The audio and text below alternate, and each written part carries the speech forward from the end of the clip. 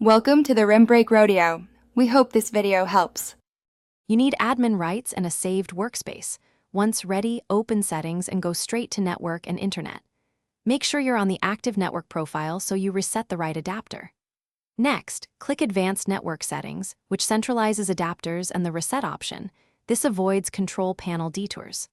Once there, identify the adapter name exactly as shown, Wi-Fi, Ethernet, or virtual adapter, so you don't reset the wrong device by accident. Now perform the reset. Right-click the adapter and choose Disable, wait a few seconds, then enable to quick refresh the link layer. If issues persist, use Network Reset in Advanced Settings to remove and reinstall network components. This clears corrupted TCP/IP, WinSock entries, and custom DNS entries. Make sure to confirm the prompt. Windows will log you out for the removal. Once done, restart the PC, so drivers and DHCP leases reinitialize and changes take effect. After reboot, check connectivity by accessing a site and pinging 8 to separate DNS from link problems. This confirms whether the reset solved routing versus name resolution.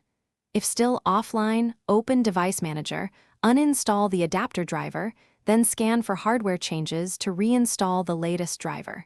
Make sure to update the driver if manufacturer software is required.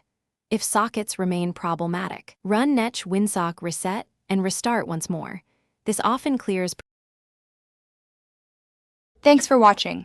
Consider subscribing if we helped you.